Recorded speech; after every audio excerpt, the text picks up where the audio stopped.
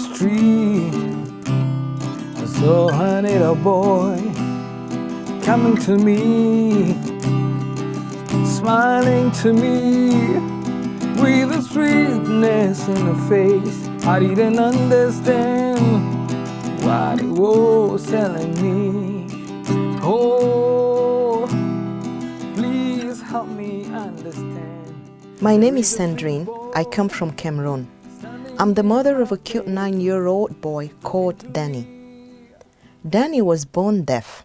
When he was born, he went through the normal checkup tests available at the hospital.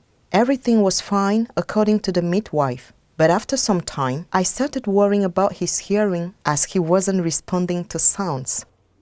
I decided to investigate it myself, and we had an opportunity for Danny to be treated at the Great Ormond Street Hospital. And after the treatment, we went back to Cameroon with a pair of digital hearing aids. But the follow-up wasn't an easy task, as there is no audiologist in the country. After doing research, I realized that deaf people who are treated like outcasts in my country are fully integrated into life in the Society of England, where I am currently doing a documentary filmmaking school. I visited a church in Reading, the Wycliffe Baptist Church, where I witnessed the scene of a deaf lady playing the piano during the service. Come have your way. I was very impressed. We welcome you here. I wasn't born deaf. I became deaf in later life. I was probably about 10 or 11 years old. We didn't have hearing aids or anything like that at that point, but technology had moved on. I saw an audiologist, which is a specialist who specialises in fitting hearing aids, so they were able to get me a set of hearing aids. Some people like to have a dog. It has been discovered that dogs can make a difference to deaf people and that they will alert them to sounds going on around the house and in the workplace. I do have an education. I did go to university and I have a degree. If I have trouble with phone calls at work, I have some very good colleagues and they will take over from me. She obviously does love her music. And she we were playing in a band together and everything, so she works hard to treat her life as normal as possible. We used to play in together, playing secular music for dances and weddings and so on. She'd play electric keyboard. Hearts are yearning for you. All other deaf children in the UK will have a teacher of the deaf who will be able to provide facilities and services, speech and language therapy if they need it.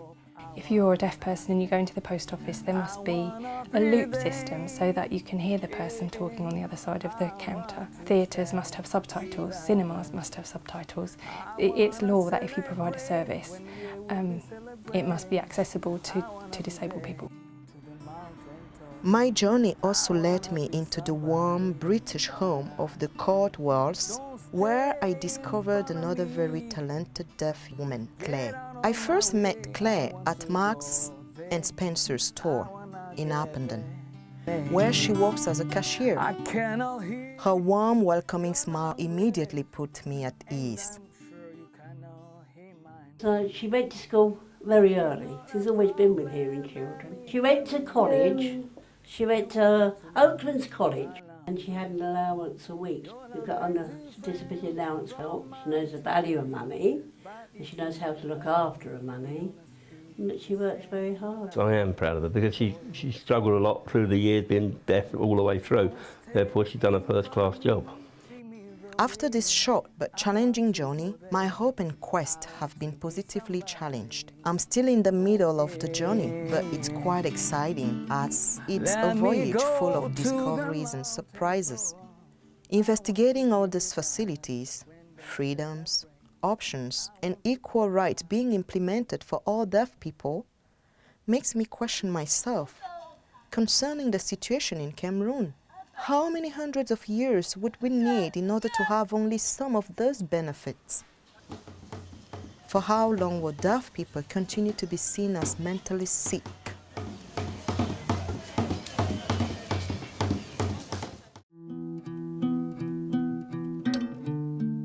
I would say don't exclude deaf children. You wouldn't believe the amount of talent and ability that everybody has, regardless of whether they can hear or not.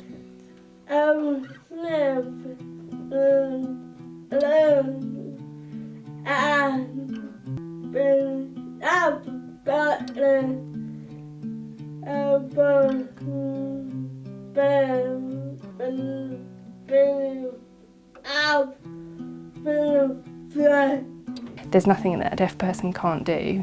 They can do any job that they want. They can get any qualifications, any education that they want, marry who they want.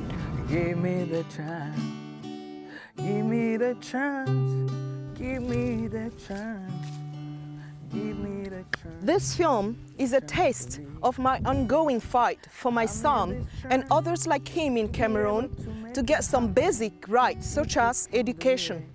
If after watching this film you would like to be part of the journey to help address the stigma that is still attached to deaf people in my country, please contact me at the address below. Give me the chance to live. Whoa, whoa, whoa.